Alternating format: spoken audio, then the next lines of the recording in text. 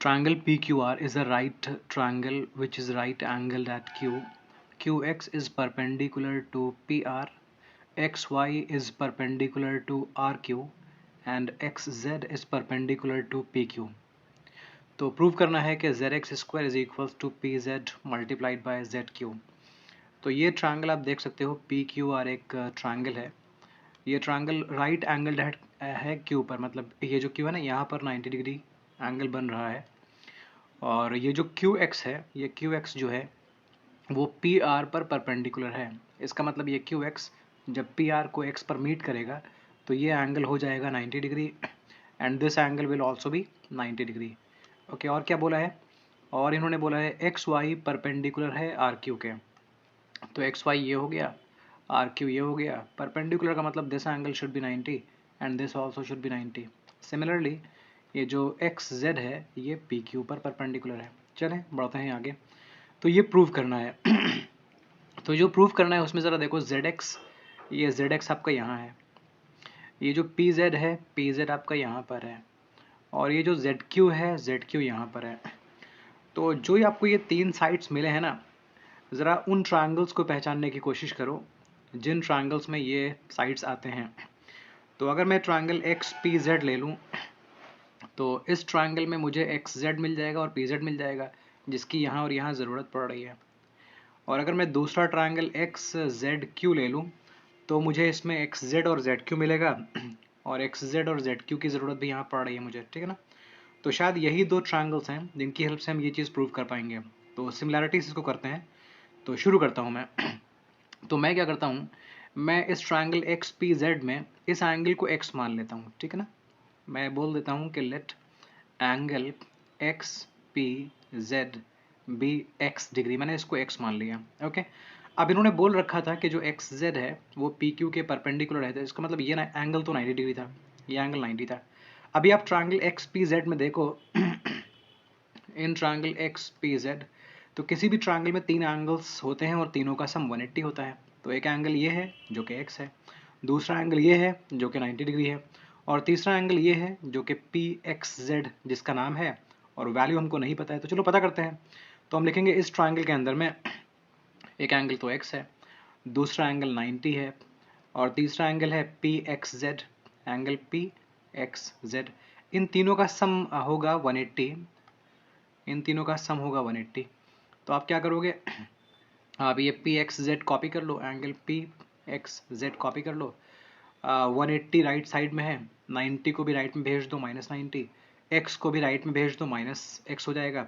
तो 180 -90 हो जाएगा 90 -X. तो आपने देखा PXZ की वैल्यू आ गई 90 -X. तो ये जो एंगल है ना ये हो जाएगा 90 -X.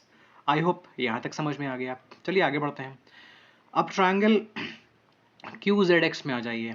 इन ट्रायंगल QZX में आ जाइए, QZX में आ जाइए, QZX में आ जाइए. तो इस ट्रायंगल में देखो ये एंगल तो 90 है. ठीक है ना? और ये एंगल हमको नहीं मालूम है और ये एंगल हमको नहीं मालूम है. तो चलिए इन एंगल्स को पता करने की कोशिश करते हैं. ये एंगल मालूम तो नहीं है लेकिन हमें ये मालूम है कि जो QX है ना ये PR पर परपेंडिकुलर है. तो इसका मतलब ये हुआ कि ये पूरा एंगल 90 था. ओके, PXQ 90 था. ठीक है ना? तो ज़रा मैं इस ट्रायंगल से पहले बाहर आता हूँ और ये लिखता हूँ कि एंगल PXQ तो 90 डिग्री है. अब आगे ब्रैकेट में रीज़न लिख सकते हो कि QX is perpendicular on PR. ठीक है ना? तो ये एंगल तो 90 है. अब देखो ना, अगर ये पूरा एंगल 90 है तो इसका मतलब ये है कि दिस पार्ट मतलब PXZ एंगल और ये पार्ट मतलब ZYQ एंगल, इन दोनों का सम 90 होगा. ये दोनों मिलकर 90 होंगे ना. तो मैं क्या लिख सकता हूँ कि एंगल PXZ और एंगल, ये एंगल कहलाएगा ZXQ, ZXQ, इन दोनों का सम होगा 90 डिग्री, इन दोनों का सम होगा 90 डिग्री. अब PXZ की वैल्यू हम ऑलरेडी फाइंड कर चुके हैं 90 -X. तो 90 -X plus ZXQ is equals to 90. 90 इधर हो गया कैंसिल.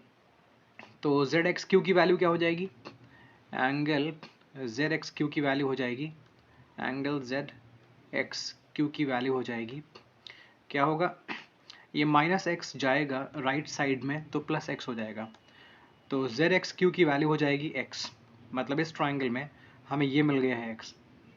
तो भी आप देख सकते हो ट्राइंगल पी एक्स जेड में एंगल पी एक्स है और ट्राइंगल जेड एक्स क्यू में ये एक्स पर, मतलब angle Z X Q X है। अब ये एंगल भी आप एंगल सम प्रॉपर्टी से पता कर सकते हो, आपको ये एंगल पता चल गया एक्स, ये एंगल तो 90 है, तो ये थर्ड एंगल को आपको पता लग जाएगा कि 90 माइनस एक्स निकलेगा। आई होप इतना कर लोगे, अगर ना भी करो तो ज़रूरत नहीं है अब, क्योंकि कोई भी दो ट्रायंगल्स सिमिलर प्रूव करने के लिए अगर हम ये दिखा दें कि उन दो ट्रायंगल्स के दो एंगल्स आपस में इक्वल हैं तो वह सिमिलर तो हो जाते हैं ना, तीसरा एंगल की ज़रूरत भी नहीं पड़ती है। तो ट्रायंगल पी एक्स जेड मतलब ये पूरा ट्रायंगल देखिए, और ट्रायंगल एक्स जेड क्यू मतलब ये पूरा ट्रायंगल देखिए। तो इन दोनों ट्रायंगल्स में ज़रा देखिएगा, मैं यहीं इरेज कर दूं, आप यहीं देख लो, सामने देखने से समझ में आसानी से आपको आ जाएगा।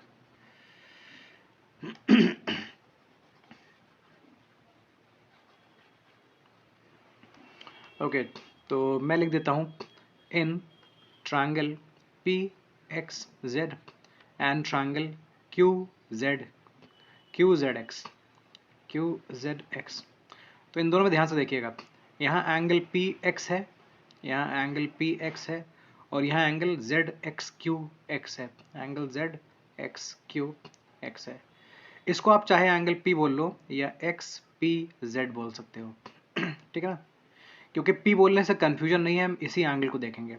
लेकिन यहाँ एक्स नहीं बोल सकते हो क्योंकि एक्स में कन्फ्यूजन है, पता नहीं हम इसे एक्स बोल रहे हैं या हम इसे एक्स बोल रहे हैं या इस पूरे को एक्स बोल रहे हैं, तो यहाँ पूरी तरह आपको मेंशन करना ज़रूरी है कि आप जेड एक्स क्यू की बात कर रहे हो, ठीक है ना। ओके, चलो ठीक है, तो ये P का मतलब है एक्स पी जेड की बात कर रहा हूँ, और ये तो जेड एक्स क्यू है, ये दोनों एक्स हैं। तो इन दोनों ट्रायंगल्स में मैंने दो एंगल्स दिखा दिए जो आपस में इक्वल हैं, अब मैं और एंगल्स दिखाता हूँ जो आपस में इक्वल हैं। तो एक्स जेड पी 90 डिग्री है, एक्स जेड पी 90 डिग्री है, और इस ट्रायंगल में एक्स जेड क्यू 90 डिग्री है, एक्स जेड क्यू 90 डिग्री है। तो इन दो ट्रायंगल्स में हमने दो एंगल्स इक्वल दिखा दिए हैं, इसका मतलब ये दोनों ट्रायंगल सिमिलर हैं। Okay, triangle P x Z similar हो जाएगा, हमें कॉरेस्पॉन्डिंग एंगल्स देखने होंगे। ऐसा नहीं है कि हम क्यू जेड एक्स को डायरेक्टली लिख दें, हो सकता है क्यू जेड एक्स लिखना हो सकता है क्यू एक्स जेड लिखना हो। तो चेक करते हैं ज़रा इस P के कॉरेस्पॉन्डिंग कौन सा है। अगर इस ट्रायंगल में पी एक्स है तो इस ट्रायंगल के अंदर x पर x है ना, तो P के कॉरेस्पॉन्डिंग x आ जाएगा। फिर आते हैं Z पर, इस ट्रायंगल में Z पर 90 है और उस ट्रायंगल में भी Z पर 90 है, मतलब Z के कॉरेस्पॉन्डिंग Z है। तो अगर यहाँ Z आपने लास्ट में लिखा है तो यहाँ भी Z लास्ट में लिखोगे, तो बचा क्या है, Q के बीच में आ जाएगा। तो ये दोनों ट्रायंगल सिमिलर हो गए हैं, ये मैंने एंगल क्राइटेरिया यूज़ किया है सिमिलरिटी का। जब दो ट्रायंगल सिमिलर होते हैं तो उनके कॉरेस्पॉन्डिंग साइड्स का जो रेशियो होता है वो इक्वल होता है, मतलब कॉरेस्पॉन्डिंग साइड्स प्रोपोर्शनल होते हैं। तो कॉरेस्पॉन्डिंग साइड्स किसे बोलते हैं, अगर आपने यहाँ पी एक्स लिया है तो यहाँ एक्स क्यू लोगे, मतलब अगर यहाँ शुरुआत के दो लेटर से साइड लिया है तो यहाँ भी शुरुआत के दो लेटर से साइड लेना पड़ेगा। तो ये जो पी एक्स होगा ना, ये एक्स क्यू के साथ मिलकर एक रेशियो बनाएगा, और ये जो एक्स जेड है ना, ये क्यू जेड के साथ एक रेशियो बनाएगा, एक्स जेड और क्यू जेड का रेशियो, और ये पी जेड और एक्स जेड का रेशियो, ये तीनों रेशियोज आपस में होंगे इक्वल। क्यों, क्योंकि ये ट्रायंगल थे सिमिलर, तो पी जेड और एक्स जेड हो गया। ओके, तो जब दो ट्रायंगल सिमिलर होते हैं तो उनके कॉरेस्पॉन्डिंग साइड्स प्रोपोर्शनल होते हैं, ठीक है ना। अब आप अगर इस पार्ट को देखिए ना, इस पार्ट को, और यहाँ पर आप क्रॉस मल्टीप्लाई कर लीजिए, तो इस पार्ट को सिर्फ देखिए, एक्स जेड ने एक्स जेड को मल्टीप्लाई किया तो एक्स जेड स्क्वायर आ गया, उसे आप चाहो तो एक्स जेड स्क्वायर लिखो या जेड एक्स स्क्वायर लिखो, सेम ही बात है। उसके बाद इन दोनों को मल्टीप्लाई कर दो, तो इन दोनों को मल्टीप्लाई करने पर क्या मिलेगा, आपको मिलेगा ये है पी जेड और ये है क्यू जेड, तो P Z into Q Z मिल जाएगा, P Z into Q Z मिल जाएगा। क्यू जेड को आप चाहो तो क्यू जेड लिखो, चाहो तो जेड क्यू लिखो, सेम बात है। तो देखो यही प्रूव करना था और हमने ये प्रूव कर दिया है। आई होप ये क्लियर है।